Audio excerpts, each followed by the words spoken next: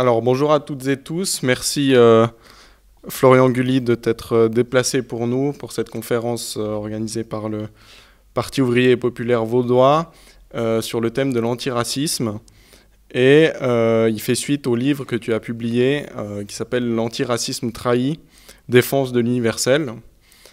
Et tu es aussi professeur de philosophie et militant du Parti communiste français. Donc peut-être pour commencer cette conférence, on peut peut-être te poser trois questions, ou en tout cas trois axes. La première, c'est évidemment, pour poser les bases, ce serait ta définition en fait de ce que c'est le racisme, tout simplement. Pour le combattre, il faut d'abord savoir ce que c'est. Donc comment est-ce que toi tu peux définir le racisme, d'où il vient. Ensuite, c'est une grosse partie de ton livre, c'est les différentes formes de racisme, d'antiracisme, pardon, qui existent. Tu nommes par exemple l'antiracisme politique, l'antiracisme libéral et l'antiracisme socialiste. Donc quelles sont les caractéristiques de ces formes d'antiracisme-là? Et puis, évidemment, pourquoi est-ce que, en tant que marxiste, on se base plutôt sur un antiracisme socialiste que les deux autres cités? Et puis, peut-être troisièmement, sur cette question de l'antiracisme politique, est-ce que finalement, comment toi tu analyses son influence et ses dégâts actuels sur les différentes organisations politiques, syndicales, etc. Est-ce qu'il y a vraiment lieu de le combattre et d'argumenter vraiment vers une alternative comme l'antiracisme socialiste? Ou bien est-ce que c'est quelque chose qui est finalement assez marginal? Donc je te laisse la parole pour déjà ces trois points-là, et puis après on verra pour la suite. Merci. Ok, merci Lucas pour l'invitation, puis merci au Parti ouvrier populaire. Alors, c'est pas grave si je prends pas tes questions dans l'ordre. Non, parce qu'en fait, pour la définition du racisme, je vais pas couper à l'exercice, mais elle viendra, je pense, plus facilement après, une fois exposé les différentes formes d'antiracisme. Donc il y a environ enfin en tout cas en France c'était comme ça, il y a environ peut-être une vingtaine d'années, la question antiraciste, elle posait aucun problème théorique. En fait, on est à gauche, on était tous antiracistes, et puis il s'agissait pas il y avait rien à dire de plus. Il y avait à le combattre évidemment, et puis à chercher à faire des alliances pour ça, mais il n'y avait pas de problème théorique. On savait à peu près ce que c'était que le racisme, et puis il fallait s'y opposer. Et puis évidemment depuis, c'est un sujet qui fracture complètement la gauche, qui fracture les organisations antiracistes elles-mêmes, qui s'entretuent sur ce sujet, qui fracturent les partis aussi, les partis entre eux, mais aussi à l'intérieur de chaque parti, il y a des oppositions sur comment définir le racisme, comment le combattre, etc. Et puis, y compris les syndicats en France, les syndicats sont aussi se fissurent autour de cette question. Et c'est pour ça que c'est pas une question marginale. Parce qu'au contraire, j'ai l'impression qu'elle affecte durablement la gauche, mais dans un sens qui l'affaiblit plutôt. Donc, moi, l'idée dans le livre, c'était de dire, voilà, en fait, maintenant, on est obligé de faire une cartographie des antiracismes, alors qu'il y a peut-être 20 ans, on ne se posait pas la question. Et donc, cette idée qu'il y aurait plusieurs antiracismes, c'est pas moi qui l'invente, hein, elle est là présente aussi dans le débat public depuis 2005. Il y a l'idée qu'il y aurait deux antiracismes qui s'affrontent. Et puis moi, dans le livre, j'ai essayé de dire qu'en fait, il y en a trois, et que si on en reste à deux, ça fausse complètement le débat. Et voilà. Donc il y a un antiracisme que j'ai appelé libéral, qui est l'antiracisme des grandes institutions publiques ou privées, des entreprises, les grandes entreprises qui font Jeff Bezos, Amazon, font des choses contre le racisme, etc. Donc il y a un discours antiraciste mainstream dominant, etc. Et puis avec des insuffisances qui ont motivé la construction d'un nouvel antiracisme. Et donc, si on en reste là, on a l'impression qu'on a cette espèce d'antiracisme inoffensif, et puis porté par des gens qui sont par ailleurs nos adversaires, ou alors un antiracisme un peu radical et qui du coup est séduisant parce qu'il nous rappelle des choses politiquement. On a l'impression qu'on est dans une tradition un peu révolutionnaire, quoi. Et donc le but c'était de dire oui, mais il y en a. En réalité, cette opposition repose sur l'oubli d'une longue tradition marxiste et ouvrière sur la question du racisme. Alors, c'est pas pour me faire de la pub, mais dans l'UMA, dans l'Humanité, journal français, j'ai publié une anthologie comme ça de grands textes depuis Marx jusqu'à aujourd'hui, en essayant de varier large dans les pays, pour montrer que c'est pas du tout un truc marginal que j'invente. Non, c'est une vraie tradition. Donc, alors je commence par l'antiracisme libéral, celui qu'on entend sur tous les plateaux télé, etc., celui qui est majoritaire. Il propose une espèce de théorie psychologique du racisme, la xénophobie. Voilà. Donc il y a des gens qui manquent d'ouverture d'esprit ou qui sont ignorants, et c'est pour cette raison qu'ils sont racistes par ignorance, par peur de la différence, etc. Et alors c'est ce thème de la xénophobie, hein, simplement pour souligner la faiblesse de ça. Hein, c'est-à-dire que en France, le racisme qui à l'égard des Arabes et des Noirs, c'est un racisme qui n'est pas du tout de la xénophobie. C'est-à-dire que il y a cohabitation depuis des générations. C'est pas du tout la peur de l'inconnu. Des populations qui se connaissent, au contraire. Voilà. Et en revanche, il n'y a pas de racisme en France à l'égard des Péruviens ou des Inuits, alors qu'on ne les connaît pas du tout, et au contraire, il y aurait même une fascination peut-être pour ces pays. Donc déjà, voilà, une sorte de théorie psychologique, il y a des gens un peu ignorants ou étroits d'esprit. Et donc, qu'est-ce qu'essaie de faire l'antiracisme libéral par rapport à ça ? Bon, de la pédagogie, c'est énormément un antiracisme éducatif. Il faut éduquer dès l'école à la diversité, à la différence, à montrer que ces choses-là sont positives pour la société, pour l'individu. Et puis, à côté de ce discours, et puis on peut retrouver ça dans la publicité, mais bien au-delà. En plus de ça, c'est une politique, alors que moi j'appellerais élitiste, c'est-à-dire au sens où son objectif c'est de faire en sorte que dans les CA d'administration, dans les CA des grandes entreprises, il y ait une présence visible des minorités stigmatisées. Voilà, donc c'est une politique de cooptation afin que les élites soient à l'image de la société. Et dans les grandes écoles aussi, en France, à Sciences Po, il y a tant de pourcents réservés à des enfants issus des quartiers ghettoisés autour de Paris. Voilà. Ensuite, cet antiracisme-là, malgré quand même son ressort essentiel au niveau des affects, c'est la culpabilisation individuelle.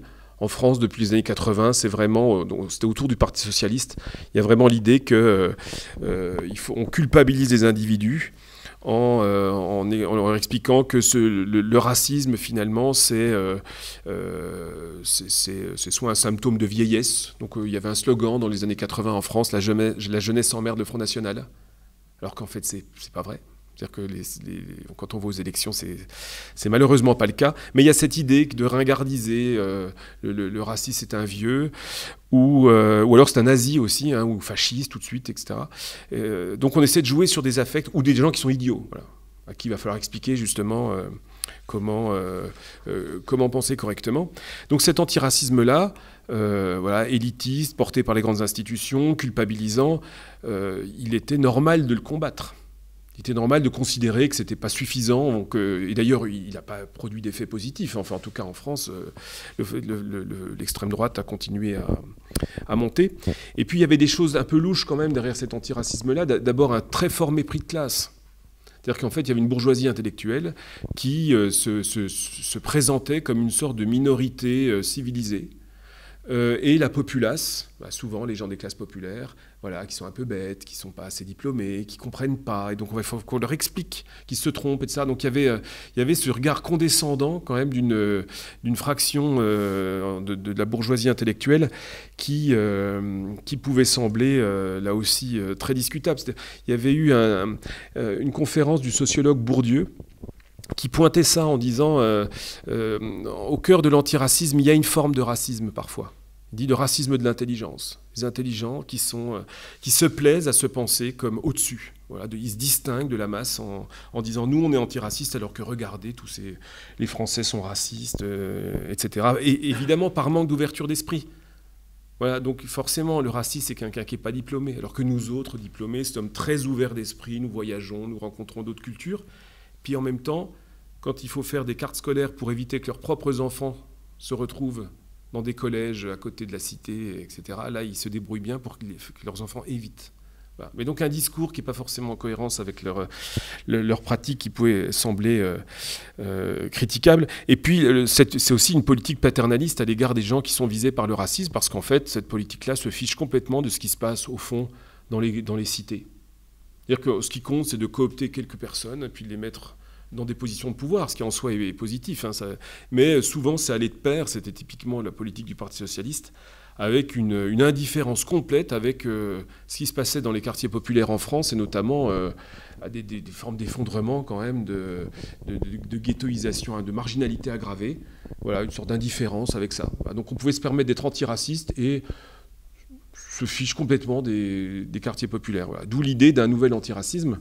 Et alors il est apparu en France, et donc il fallait qu'il y ait quelque chose d'autre qui prenne le relais, hein. Ça c'est évident. Cet antiracisme-là, il est né donc dans les années 2000, on dit 2005 généralement, parce que 2005, c'est l'année des émeutes dans les quartiers populaires, et c'est la même année où naît le Parti des indigènes de la République, qui naît juste avant. Bon, mais quand même, le contexte global, hein, c'est le 11 septembre 2001, en France, les lois sur les signes ostensibles à l'école, les émeutes, un gouvernement aussi qui veut parler des effets positifs de la colonisation, un gouvernement de droite. Donc voilà, il y a tout un contexte qui fait qu'il y a une sorte d'exacerbation autour du débat public autour de ces sujets. Et donc, il y a un nouvel antiracisme qui s'appelle l'antiracisme politique.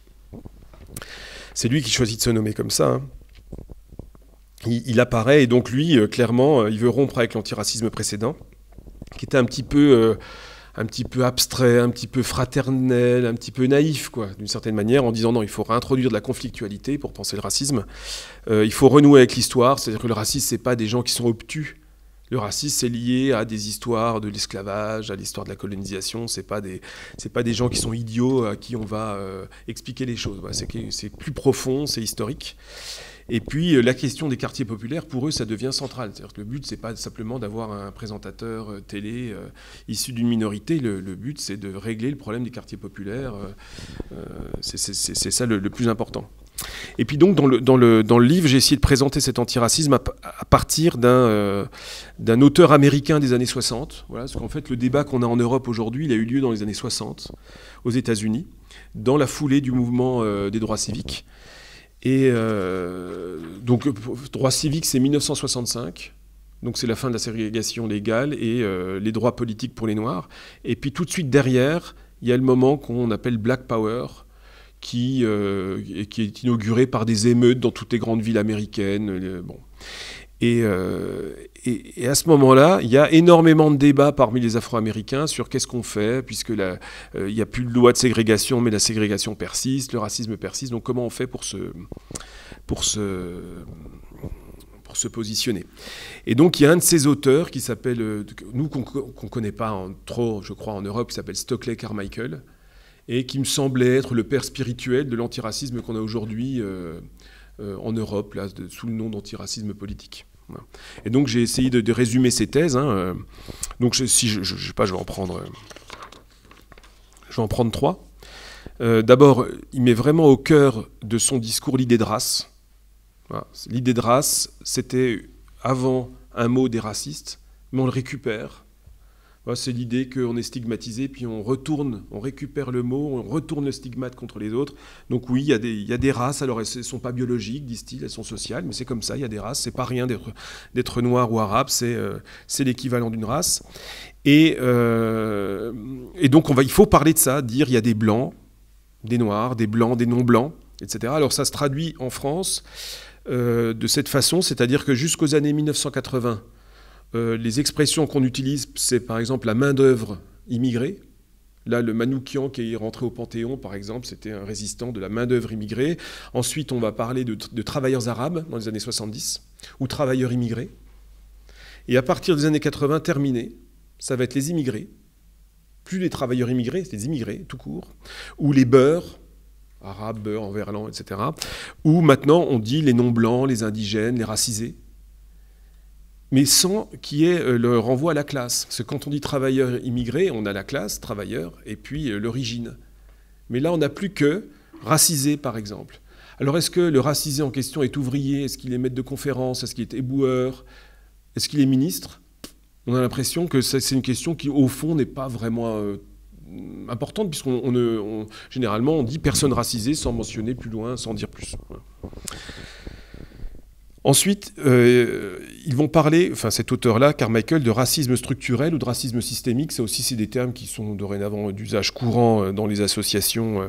Et donc, ça consiste à dire que, en fait, la nation, y compris après la ségrégation raciale, y compris après les lois, que la nation, c'est un système raciste. C'est-à-dire c'est une hiérarchie de groupes raciaux. C'est-à-dire qu'il y a des dominants et des dominés. Et on est vraiment quelque chose qui reprend le vocabulaire marxiste en remplaçant classe par race. Donc il y a des dominants, des dominés, mais c'est les blancs, les noirs. Hein, ce n'est pas les possédants et ceux qui ne possèdent rien.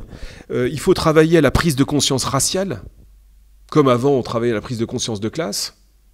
Et l'objectif, c'est là aussi de détruire des privilèges raciaux, etc. Et certains utilisent pour la France la comparaison avec la Révolution française.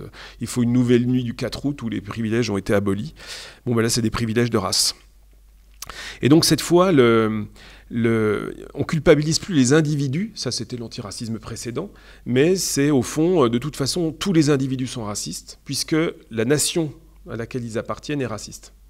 Donc cette nation qui est raciste produit des individus racistes. Et donc, on ne parle même plus des individus racistes. Éventuellement, on va chercher des traces de racisme chez ceux qui se déclarent antiracistes, en disant que finalement, ils croient s'abstraire du racisme, mais ce n'est pas certain qu'ils puissent s'en abstraire, puisqu'ils sont dans une nation qui est entièrement raciste. Voilà, d'où l'idée de Carmichael qui dit que les États-Unis, d'après la ségrégation, c'est le pouvoir blanc. Voilà, en France, il reprend la même idée, certains reprennent la même idée de la République comme République blanche. Voilà, il dit, je cite, par exemple, l'ennemi principal, c'est le blanc et les institutions racistes. Bon, et puis, quant à la question des alliances politiques, ils ont une sorte de discours ambigu en disant on fera des alliances avec des partis de gauche, mais plus tard. Pour l'instant, on s'organise entre nous, et puis un jour viendra où on fera des alliances avec d'autres.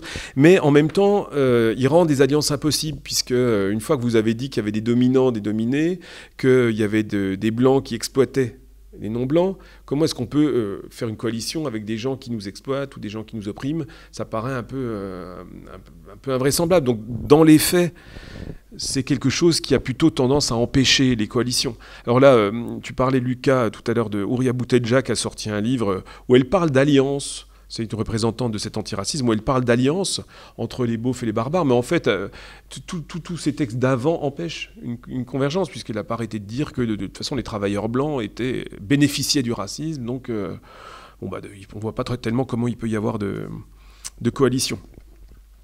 Alors, pour terminer sur cet antiracisme, je veux simplement indiquer qu'il a été immédiatement combattu par quantité de militants afro-américains, communistes, socialistes, démocrates, syndicalistes. Voilà. Parce qu'en France, et je pense un peu en Europe, le débat, il est présenté comme ça, il dit « Les Afro-Américains, dans les années 60, ils ont opté pour le discours dont je viens de vous parler. Et donc, du coup, taisez-vous. Vous n'avez pas à leur faire la morale. D'ailleurs, c'est un peu du racisme de les contester. Parce qu'ils se sont organisés comme ça, vous n'avez qu'à les écouter. » Or, ce n'est pas vrai. C'est un courant minoritaire du Black Power qui s'est organisé comme ça. Et les autres, plein d'autres, ne se sont pas organisés de cette manière et l'ont combattu. Voilà. Donc ce n'est pas une histoire de blanc ou de noir, hein. C'est-à-dire qu'il n'y a pas un discours des noirs et un discours des blancs là-dedans. Hein. C'est-à-dire que le discours que je viens de présenter a été combattu. Alors par exemple, Angela Davis, qui était membre du Parti communiste américain, alors je cite qui dit en 1974, elle dit « Nous ne pouvions nous permettre de ne faire qu'une analyse de peau, blanc-noir donc. Nous avions aussi besoin d'une analyse de classe. » Et en particulier parce que commençait à émerger une bourgeoisie américaine qui avait des intérêts tout à fait capitalistes et qui se fichait pas mal des Afro-Américains du ghetto. Elle dit, dans un autre passage de l'ouvrage, « Quand le peuple blanc est sans discrimination considéré comme l'ennemi, il est virtuellement impossible de mettre en place une solution politique. » Voilà, il y a 15% d'Afro-Américains aux États-Unis. Si on pense les choses en disant que les Blancs, quels qu'ils soient, sont les ennemis, il n'y a pas de solution politique. Autre citation de Eldridge Cleaver du Black Panther Party. Donc les Black Panthers, c'est un peu la figure historique de ce moment-là. Eux aussi ont combattu le discours que j'ai présenté, bec et ongle. Et donc par exemple en disant nous avons à faire face à la fois à l'exploitation et à l'oppression raciale, et nous ne pensons pas que l'on puisse parvenir à une conception juste si l'on néglige l'un ou l'autre de ces deux aspects. Donc il faut les deux aspects, contrairement au discours que je vous ai présenté, qui parlent que de la race.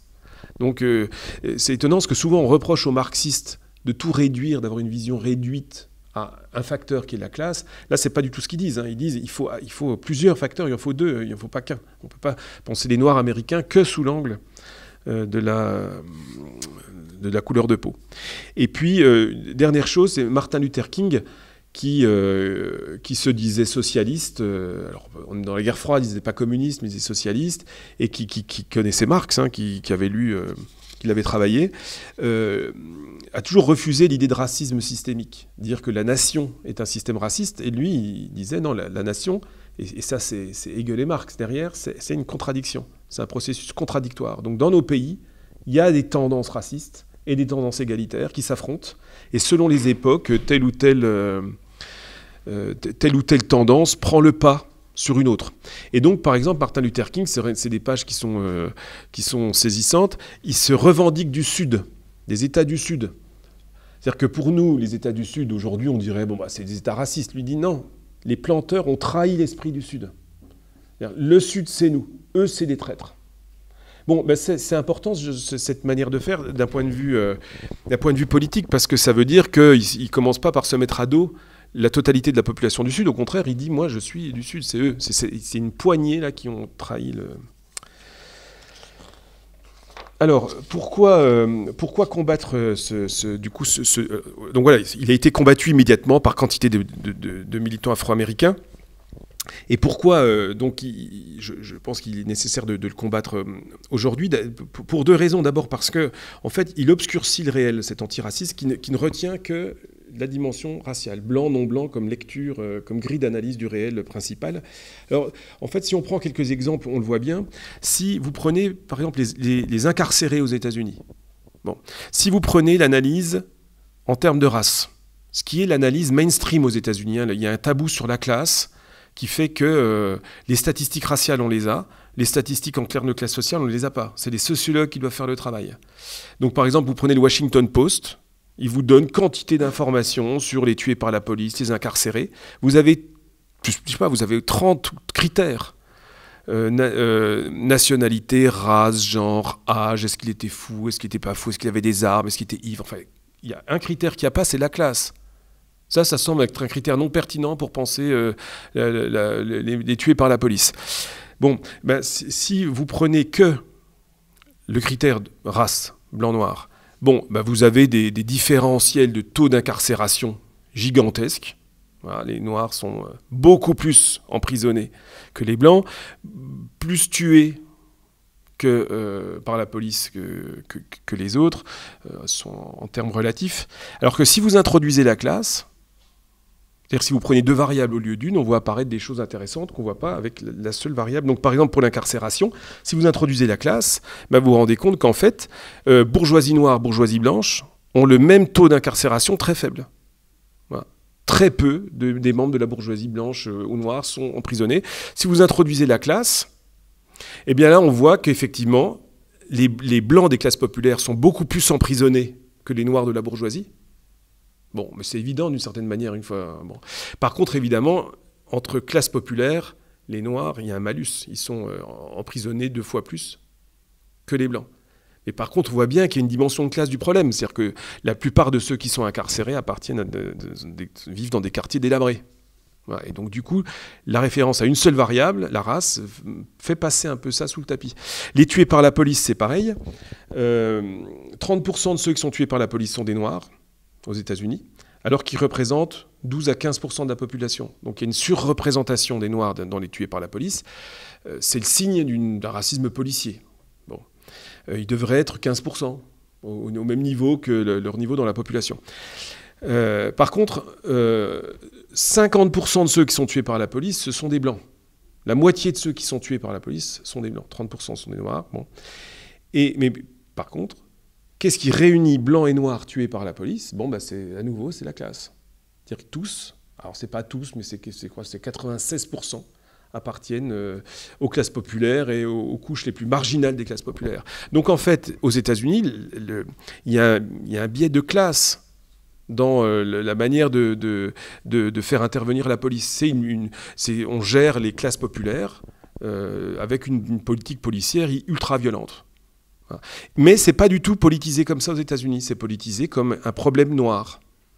Et donc vous avez des militants afro-américains proches de Bernie Sanders qui s'opposent à cette lecture en disant mais tant qu'on l'a fait, on présente ça comme un problème noir, on ne fera pas de majorité. Voilà. Alors que si vous présentez ça comme un problème des classes populaires, il y a plus de chances qu'on touche plus large. Mais c'est pas politisé du tout comme un problème des classes populaires, c'est uniquement sous l'angle de la race. Donc si vous voyez que par la classe, vous aboutissez à ce genre de phénomène, à moins bien comprendre la réalité. Voilà. Idem, je prends un autre exemple pour montrer que c'est une lecture trop simpliste du réel, même si par ailleurs ils peuvent s'en défendre en disant non, nous on est intersectionnel, on prend plein de variables. Mais si on regarde concrètement le travail qu'ils font, il est souvent en fait appauvrissant, ils se focalisent sur une.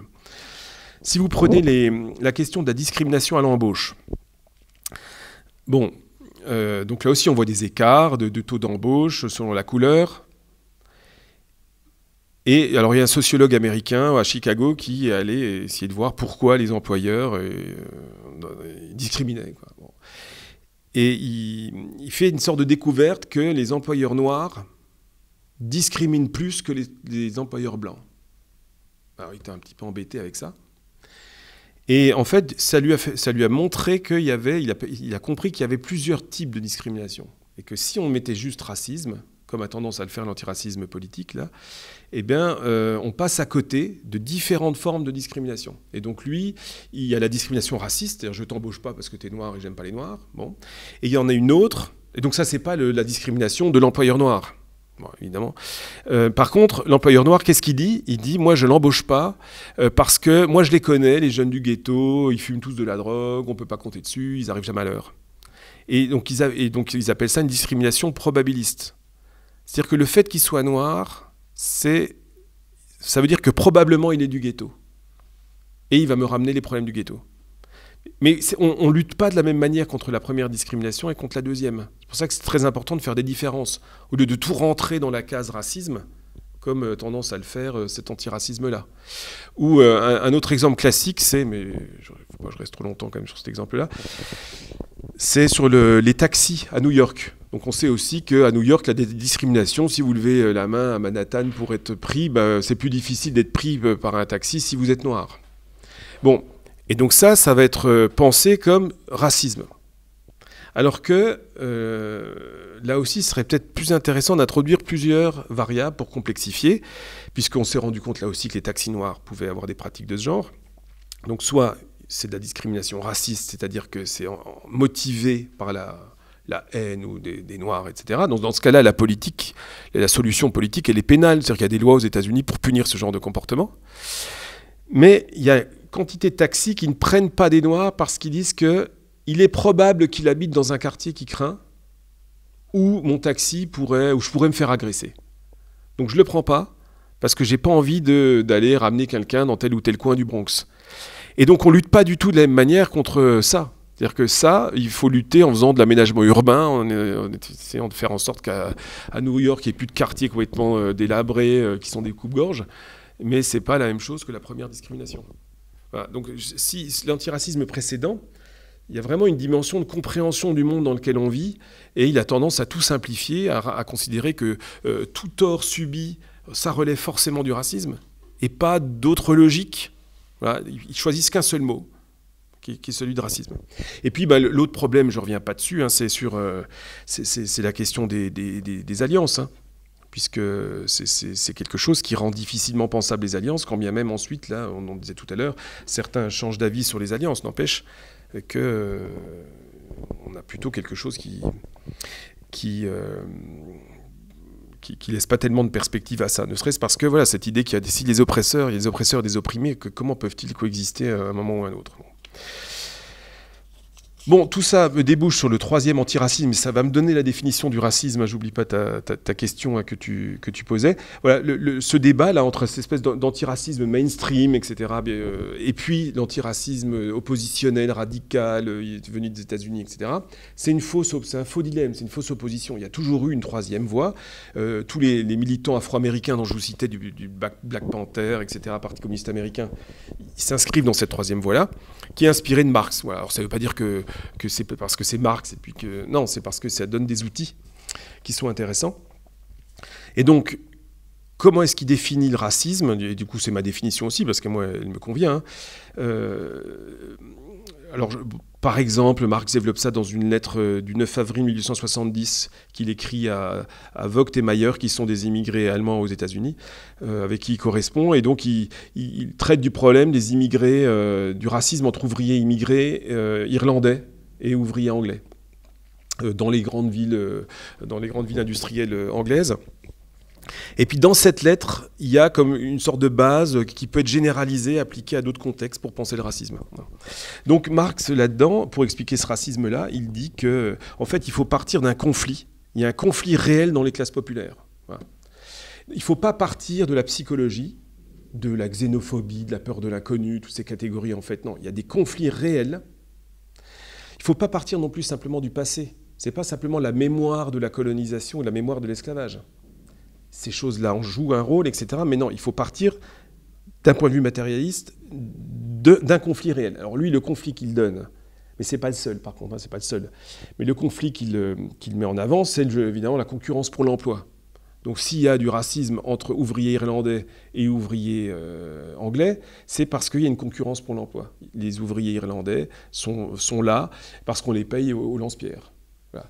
Et après, dit Marx, oui, le risque, c'est d'aller s'imaginer, c'est de tomber dans l'idéalisme, c'est de s'imaginer que, par exemple, c'est parce qu'il y en a qui sont catholiques, puis les autres protestants. Ça vient très vite. Ah, mais c'est parce que c'est pas la même culture, qui s'aiment pas. Et on oublie la base matérielle. Mais une fois que la base matérielle est là, bien sûr, on peut l'agrémenter et puis la justifier en parlant de religion et de tout ce qu'on veut. Mais il y a une base matérielle qui est là, en l'occurrence, la concurrence pour l'emploi.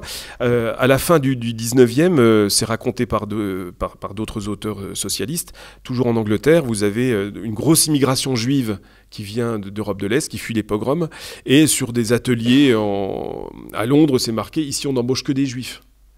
Parce qu'ils ne les payent rien, évidemment, hein, c'est pas par sympathie. Donc ça, évidemment, sans travail politique et syndical, qu'est-ce que ça peut produire d'autre à part de l'antisémitisme, hein, bon, mais ce n'est pas le seul type de conflit. Hein. Il peut y avoir il y a l'autre grand conflit qui peut être lié à la guerre de conquête coloniale. Voilà. Je bats sur le champ de bataille un autre peuple et je vais interpréter ça comme la victoire d'une race supérieure. Ce n'est pas la victoire des fusils sur les arcs, c'est la victoire d'un sang supérieur, d'une race supérieure sur une autre. Mais à nouveau, un conflit qui est interprété, et c'est ça le racisme, c'est l'interprétation d'un conflit en termes de nature, voilà, ou en termes de caractéristiques intrinsèques des individus. Le conflit, là, qui viendrait, c'est parce que c'est la culture irlandaise ou c'est le sang. Voilà, bon, troisième chose, donc il y a un conflit réel. Et voilà, ça veut dire que le conflit, il y a un conflit réel à résoudre, alors qu'il y a plein d'antiracisme, vous regarderez aujourd'hui, où en fait, il n'y a pas de conflit à résoudre. Il y a juste à éduquer des gens, à leur apprendre leur histoire, à leur faire aimer la différence, etc. Mais l'idée qu'il y aurait un conflit réel, bon, il y a souvent là, on a l'impression que c'est un problème uniquement idéologique ou de psychologie. Alors que Marx ajoute quelque chose d'important, il dit très vite, une fois que l'idéologie raciste elle est installée, elle produit des effets de compensation sur les ouvriers. C'est-à-dire que quand vous avez rien, quand vous êtes exploité, etc., elle vous donne le sentiment d'appartenir à la nation dominante. Donc le racisme, il mobilise un affect qui est la fierté. Voilà. C'est-à-dire que je suis exploité, mais moi au moins, je suis anglais. Voilà. Ou moi au moins, je suis un blanc. Et pas un noir, etc. Et ça, c'est la dynamique un peu pulsionnelle du racisme. Et c'est important, ça, de la bien avoir en tête, parce que là aussi, souvent, si vous observez un peu les discours antiracistes, les discours antiracistes ont tendance à mobiliser l'affect de honte. Voilà. C'est-à-dire faire honte à celui qui est raciste, ou par exemple en France, faire honte de l'histoire de France, prise comme un bloc monolithique dont il ne s'agirait que d'avoir honte. Mais en fait, c'est complètement inefficace face à un discours qui mobilise la fierté. C'est parce qu'ils sont méprisés par tout le monde qu'ils vont chercher les discours qui leur redonnent une certaine fierté. Donc la seule solution, c'est de trouver des modèles de fierté alternatives à l'extrême droite. C'est pas la seule solution, c'est pas la seule chose qui fait. Les luttes communes font des choses, mais en tout cas, jouer la carte de la honte uniquement et ne pas chercher des figures d'identification dans lesquelles on pourrait... alors je sais pas, par exemple Toussaint Louverture en France, donc celui qui mène la révolution des esclaves à Haïti, c'est une figure de la fierté. C'est au contraire voilà, quelque chose dont tout le monde peut se revendiquer, et ça c'est irrécupérable par l'extrême droite. Ou Fernand Yveton, membre du Parti communiste algérien, qui s'est fait décapiter pendant la guerre d'Algérie, du fait de son soutien au FLN. Voilà une figure dans laquelle pourraient se reconnaître des enfants des classes populaires en France, qui soient d'origine algérienne ou pas. Voilà, des figures de ce type. Bon. Donc le conflit, l'idéologie, les effets psychologiques, les pulsions que ça sollicite. Et puis seulement, et j'insiste un petit peu là-dessus, j'ai bientôt fini, rassurez-vous, mais seulement à ce moment-là, le rôle de la bourgeoisie. C'est-à-dire qu'en fait, dit Marx, la bourgeoisie, elle voit qu'elle peut utiliser ce conflit entre les ouvriers irlandais et les ouvriers anglais. Mais elle ne crée pas le racisme, la bourgeoisie. Elle constate un racisme déjà là, et elle l'utilise à son profit pour diviser les travailleurs. Voilà. C'est un point important, parce que souvent on dit ouais, le marxisme c'est nul, parce que finalement c'est un complotisme. Il y a la direction des grandes chaînes de télé qui complotent avec le président, ils instillent dans la tête un discours raciste, et on a l'impression d'une vision de l'histoire complètement idéaliste, avec quelques gens qui tirent les ficelles. C'est pas du tout ce qu'il dit. Hein. Il dit il y a du racisme qui naît d'un conflit réel, et ensuite c'est instrumentalisé par la bourgeoisie qui, évidemment, a tout intérêt à faire ça, même si parfois elle ne le fait pas. Hein. Dans la France des années 60, la bourgeoisie, au contraire, joue parce que l'industrie française a besoin de main-d'œuvre, donc la bourgeoisie ne joue pas du tout la carte du racisme. Bon, et puis pour terminer, l'horizon commun qui ressort de ce texte de Marx, mais de toute cette tradition socialiste, l'horizon politique, ça a l'air d'une banalité, c'est d'essayer de partir de ce qui est commun à ces différentes fractions des classes populaires, celles qui sont autochtones et puis celles qui sont stigmatisées. Voilà. L'objectif, c'est de partir de ce qui est commun. Alors, ça a l'air complètement banal, mais je vous assure que dans les discours aujourd'hui, c'est pas du tout ça. Le discours aujourd'hui, c'est plutôt l'éloge de la différence. Et ça, c'est le discours qu'on entend le plus souvent en disant que finalement, combattre contre le racisme, c'est faire accepter les différences. Voilà. Or là, dans toute cette tradition, il y a bien la conscience qu'il y a des différences. Je ne vais pas te dire que le travailleur noir, il n'y a pas de différence avec le travailleur blanc aux États-Unis, il y a des différences. Mais il y a aussi du commun. D'où le fait de dire que ce sont des travailleurs blancs et des travailleurs noirs. Travailleurs, ça désigne le commun. Et la classe, ça vient dire le commun. Au-delà, même si ça n'annule pas la différence, au-delà de la différence. Et donc on n'est pas du tout dans l'idée d'aller mettre en avant la différence. Et d'ailleurs en France, je ne sais pas si vous connaissez un petit peu ces débats, mais en fait il y a toute une extrême droite, depuis les années 70, qui a récupéré la thématique de la différence. Donc après on a appelé ça le racisme différentialiste. Des gens qui disent, vous savez, on est tellement différents les uns des autres, et la différence c'est formidable, il faut la protéger. Ils disent qu'il faut protéger l'ethnodiversité sur la planète. Comment vous protégez l'ethnodiversité ? Vous fermez vite vos frontières, puis vous renvoyez tout le monde chez soi. C'est tellement beau la diversité qu'il ne faut surtout pas que tu la perdes en restant en France. Et donc ils disent on va trouver des immigrés de bonne foi avec qui travailler pour les renvoyer chez eux, parce qu'ils ont une sorte d'âme ancestrale qu'ils vont perdre chez nous. Quel dommage. Donc renvoyons-les. Voilà. Donc l'éloge de la différence, faut vraiment faire gaffe avec ça, il ne faut pas croire que c'est un truc de gauche forcément. Ça peut être un truc qui fonctionne bien à droite aussi. Et juste pour terminer sur un exemple de ce que ça donne concrètement, ça visait le commun. Aux États-Unis, vous avez des débats, par exemple, dont on entend beaucoup parler sur les réparations liées à l'esclavage. Voilà, quoi, est-ce qu'il faut faire des réparations? C'est-à-dire une politique qui met en avant le référentiel racial. Il y a des blancs, des noirs, il faut penser des transferts de richesses de l'un à l'autre. Bon, ça fait beaucoup de... On en entend parler jusqu'en France, il y a des livres traduits sur ces débats, etc. La plupart des militants, enfin des intellectuels dont je vous parlais tout à l'heure, proches de Bernie Sanders, eux-mêmes afro-américains, disent « ça n'arrivera jamais. Il y aura jamais, ça ne passera jamais. On fait de l'arithmétique politique, il y a 15% de noirs aux États-Unis, ça ne passera jamais. Il y a plein de groupes de blancs qui sont arrivés après l'esclavage, ils ne voudront jamais payer. Les latinos, c'est déjà le cas, on a des sondages, ils ne veulent pas payer. Ça ne marchera jamais. Par contre, il y a un truc qui marche, on n'en entend pas parler du tout, ça, mais ce qui marche bien, on n'en entend pas parler parce que ça ne met pas la race en avant. C'est au Texas, pourtant des États racistes, hein, comme il faut, ils ont mis en place une politique qui a suscité aucun remous. On dit on prend 10% des meilleurs de chaque école, et ils ont accès gratuit à l'université. C'est hyper ségrégué le Texas. C'est-à-dire qu'il y a des écoles noires, entièrement blanches. En faisant ça, il y a plein d'élèves afro-américains qui vont aller à l'université. Mais sauf que dans la politique mise en œuvre, quand on dit 10% des meilleurs, le mot race n'apparaît pas. Donc il n'y a eu aucun débat aux États-Unis.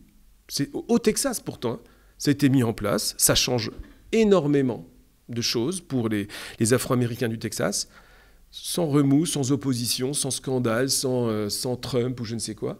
Alors que les débats sur les réparations, qui ne passeront jamais, sont sans arrêt au milieu de la carrée, etc. Voilà. Et donc c'est ça, hein, concrètement, ce que ça veut dire, mettre l'accent sur le commun. Ça ne veut pas dire nier les différences, mais c'est essayer de toujours prendre le bout, les choses par le bout de la classe, en fait. Parce que la classe réunit ces différents individus, même si, par ailleurs, ils ont aussi des différences. Bon, c'est premiers éléments. Je ne sais pas si j'ai répondu à toutes tes questions, mais voilà. Pour une base de discussion. Merci beaucoup, Florian. Tu as bien répondu aux questions que j'ai posées, ou plutôt aux axes que vous pouvez donner à la conférence. Peut-être pour compléter, en parlant de l'antiracisme politique, tu as beaucoup dit que c'était quelque chose qui était finalement, et quand on regarde un peu dans les détails, en dehors du réel, que ça ne correspondait pas forcément à la réalité de ce qui se passait. Mais il y a aussi, à mon avis, un autre élément qui est intéressant, c'est tout simplement la question, mais tu l'as un peu abordé, c'est la question du vocabulaire qui est utilisé, tout simplement, où il y a beaucoup ce vocabulaire différentialiste entre blanc, non blanc, même indigène. Pour ce qui est du cas de Boutelja, ça a même aussi beaucoup parlé des religions, des juifs, des musulmans, etc. Et en réalité, jusqu'à maintenant, ou en tout cas jusqu'à il y a quelques années, on avait l'habitude que ce soit un vocabulaire beaucoup utilisé par l'extrême droite. Et donc, est-ce que, à ton avis, c'est un bon moyen pour combattre le racisme et l'extrême droite de réutiliser ce vocabulaire-là dans le cadre d'un antiracisme, ou est-ce qu'au contraire, il faudrait plus facilement utiliser des mots qui rassemblent et auxquels tout le monde peut se reconnaître?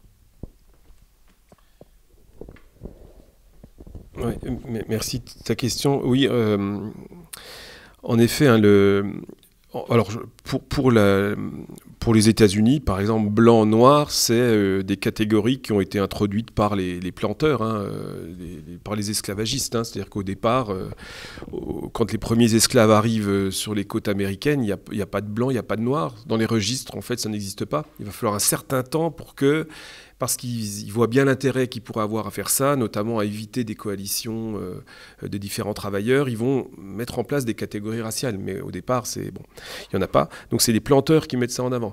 En France, je connais moins la Suisse, hein, mais en France, la division, ce ne sera pas blanc, non blanc, ça c'est l'antiracisme politique qui essaie d'amener ça, mais c'est français-arabe. Voilà, c'est ça la division, quoi. C'est pas du tout, c'est l'extrême droite qui avance, qui a mis en place cette division-là depuis la fin des années 70. Il s'est installé et il a fait elle a pris son envolée politique avec cette catégorie français-arabe. Alors, il y a toujours une logique dans toutes les luttes dont je parlais au départ, c'est le retournement du stigmate, c'est-à-dire qu'on me traite d'arabe de façon méprisante. Je récupère le mot, c'est Frantz Fanon aussi qui dit ça, je récupère le mot, j'en fais un emblème, une fierté. Et vous avez ça dans toutes les luttes. Vous avez des luttes homosexuelles où ils vont se revendiquer du mot pédé, l'insulte, ils la récupèrent pour, voilà, ou nègre, qui donne le mouvement de la négritude. Bon. Donc c'est un mécanisme naturel, entre guillemets, de reprendre le stigmate. Mais moi, la question que je pose, c'est quelle est la pertinence politique de ça ? Donc que psychologiquement on fasse cela, d'accord, je comprends bien, mais la question c'est qu'est-ce que ça produit ? Or, moi je pense que la division français-arabe en France, c'est exactement ce qu'essaie d'installer à tous les jours Zemmour, Marine Le Pen, etc. C'est comme ça qu'ils veulent qu'on lise la France. Et donc j'ai l'impression que reprendre, creuser encore une fois de plus ce sillon-là, alors qu'ils le font toute la journée sur tous les sujets possibles et imaginables. L'enterrement de Johnny Hallyday, il a fallu que Zemmour nous dise il y a un truc de blanc-noir, enfin de français-arabe derrière, regardez, il n'y a pas d'arabe à l'enterrement de Johnny Hallyday. Donc quand on en est là, même l'enterrement de Johnny devient l'occasion de creuser ce sillon. Je me dis, s'ils le font, c'est parce qu'ils y voient leur intérêt politique. Voilà. Et je pense qu'ils ont raison, ils ont leur intérêt politique. Et nous, notre intérêt politique, c'est de faire un pas de côté et de rompre avec la grille d'analyse qui est là crypto-raciale, parce que français-arabe, en réalité, c'est racial, parce que, évidemment, que tous ceux qui s'appellent arabes sont des Français, la plupart en tout cas. Et c'est quelque chose qui... c'est un peu historique dans le mouvement socialiste, par exemple. J'ai écrit un petit livre sur C.L.R. James qui a essayé de réfléchir à la révolution d'Haïti, Toussaint Louverture, etc. Et il y avait des auteurs... donc quand il écrit ce livre, la lecture dominante de la révolution d'Haïti, c'est par des auteurs, c'est des suprémacistes blancs. Ils disent Haïti, il faut bosser ça parce que c'est le début de la fin de la race blanche. La race blanche a perdu à Haïti contre la race noire et ça va continuer au XXe siècle, donc il faut qu'on se reprenne. Des auteurs avec des sympathies pour le nazisme, etc., qui disent ça dans les années 20. Et bien, qu'est-ce qu'il fait, C.L.R. James ? Il aurait pu dire, oui, c'est le combat de la race blanche contre la race noire, mais la race noire est la race sympathique, et c'est elle qui doit écrire l'histoire. Il aurait pu faire ça. Lui, il est antillais, il y en a plein qui faisaient cette lecture-là. Lui, il fait un pas de côté en disant, non, en fait, c'est une lutte de classe, Haïti. Ok, il y a des couleurs qui masquent le fait que c'est une lutte de classe dans laquelle il y a du racisme quand même, qui fait que c'est pas simplement une lutte de classe classique, mais regardez, par exemple, dit-il, vous avez des propriétaires d'esclaves noirs, il y en a quelques-uns. Donc c'est bien une opposition entre des travailleurs, des propriétaires, de la force de travail, etc. Donc je pense que c'est pas ma position, mais il y a depuis le début du mouvement socialiste cette idée que par rapport aux lectures raciales, il faut faire un pas de côté. Mais en intégrant quand même, parce que le C.L.R. James sur Haïti, il dit que le racisme, il jouait quand même. Et il explique certains atermoiements, qu'au début, les esclavagistes noirs et blancs, ils mettent un petit temps avant de s'allier. Parce qu'il y a le racisme des blancs à l'égard des affranchis. Donc ils ne veulent pas s'allier tout de suite. Donc si on n'a pas le racisme, on ne comprend pas ce petit retard au démarrage. Mais quand même, il y a ce pas de côté avec la classe. Donc je pense que... Enfin, voilà, pour revenir à la question, je pense que c'est la grille d'analyse rêvée en fait de l'extrême droite. Alors sauf en contexte colonial. Si en contexte colonial vous êtes la population en Afrique du Sud, si vous jouez la carte blanc-noir, ce que Mandela veut pas faire, hein, mais il y en a plein qui jouent la carte blanc-noir, au moins stratégiquement, c'est pas idiot, vous allez gagner. Vous êtes 90% noir, donc vous allez gagner. Mais même dans ces conditions, Mandela refuse. Hein. Il a toujours essayé de faire ce pas de côté de la même façon. Bon, on pourrait comprendre la logique, vous êtes 90%. Mais aux États-Unis ou en Europe, où ces gens ont le statut de minorité, de toute façon, en plus, ça peut pas, ça n'aura pas d'effet, je pense, à part renforcer la grille d'analyse de l'extrême droite.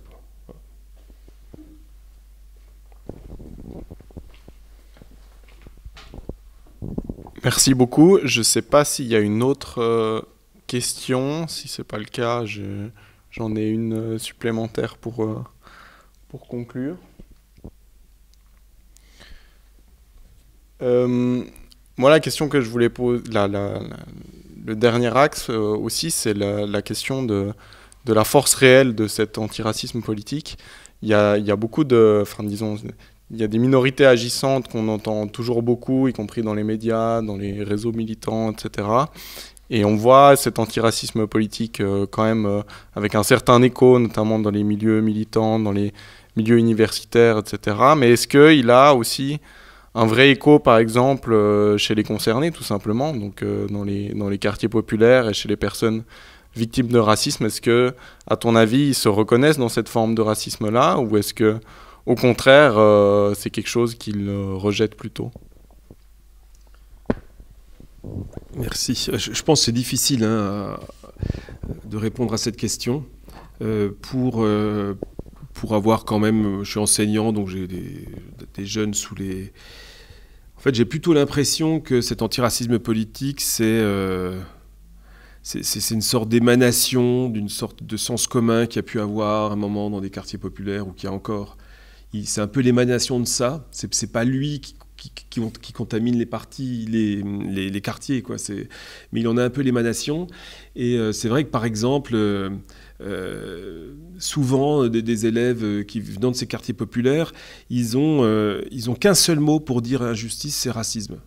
En fait, tous les torts qu'ils peuvent subir, il va y avoir tendance à le penser sous ce vocabulaire unique. Et alors que c'est des torts qui peuvent être de nature très différente, certains qui sont vraiment du racisme, d'autres qui ne sont pas du racisme, qui ont peut-être à voir avec de l'injustice sociale, voilà, sur le logement, etc. Mais eux, ils vont avoir tendance à le penser sous forme de racisme. Donc oui, j'ai l'impression qu'il y a une... Mais après, voilà, il ne faut pas essentialiser les quartiers populaires. Il y a aussi une idéologie qui peut être présente, qui est très libérale aussi, d'individus qui peuvent se reconnaître dans Macron, parce que voilà. Donc non, c'est difficile. Après, dans le monde militant, oui, j'ai l'impression qu'il y a, ça a quand même un écho, moi, il me semble grand, voilà, et notamment avec l'idée de convergence des luttes, quoi. Et du coup, on a l'impression qu'il y a des secteurs comme ça et qu'il faut essayer avec des choses bizarres, par exemple, des gens qui écrivent sur l'intersectionnalité. Que je lisais un article récemment où elle disait qu'il fallait faire converger les Noirs et les femmes. Voilà, ce genre de truc, comme s'il n'y avait pas de femmes noires, ou de faire converger les femmes et les travailleurs. Alors, c'est stupide, je veux dire que c'est des catégories abstraites. Je veux dire, il y a combien de femmes qui sont des travailleuses, qui sont des ouvrières, qui sont des employés. Donc, on a l'impression qu'il y a des cases qui, en fait, qui correspondent à des associations qui sont sur des créneaux. Et le but, la politique, ce serait de faire converger les associations vers une coalition politique. Bon, et là, je pense que c'est un peu c'est un peu la façon de penser la politique aujourd'hui. J'ai l'impression que c'est quand même très répandu sur plein d'autres sujets que pour le racisme.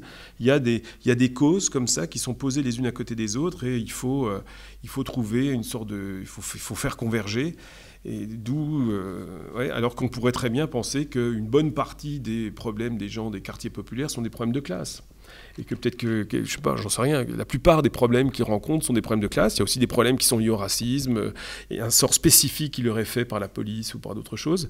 Mais il y a quand même globalement, la plupart des problèmes qu'ils rencontrent peuvent être des problèmes de classe. Donc oui, j'ai l'impression que dans le milieu militant, peut-être plus que dans la population, il faudrait un peu faire l'histoire de tout ça. C'est lié aussi, je pense, au recul du marxisme qui proposait une perspective de classe, c'est-à-dire, encore une fois, ça n'exclut pas les différences entre les individus, mais qui essayait de chercher le dénominateur commun aussi à tous ces gens. Et le recul de ça, bon, ça a fait monter en puissance d'autres discours focalisés sur... et peut-être que... Je pense qu'aux États-Unis, par exemple, si on veut être efficace politiquement, c'est malheureux, hein, mais si on veut se faire entendre dans les médias, il faut... la classe, c'est pas possible. Et donc, d'un point de vue pragmatique, prendre la question de la race... Si vous voulez passer à la télé, c'est peut-être... Il y a un livre là-dessus qui s'appelle de Azad Haider. Il dit sur un mouvement de hausse des prix, des tarifs d'inscription à l'université, qui affectait tout le monde. En fait, très vite, le mouvement est parti sur la hausse des prix qui affecte les Afro-Américains. Mais je pense que c'est parce que pour passer, c'est pas audible la revendication de classe. Et je pense que dans les années 90, en Europe, ça devait être ça. Si on voulait se construire, le marxisme, tout ça, c'est ringard, c'est dépassé. Et si on voulait faire entendre des revendications, il fallait trouver d'autres modèles. Et du coup, c'est la différence, quoi. Prendre les spécificités de différentes populations qui ont été... Voilà. Enfin, je pense qu'il y a plein d'autres facteurs, hein, j'en sais rien, je dis ça comme ça. Voilà.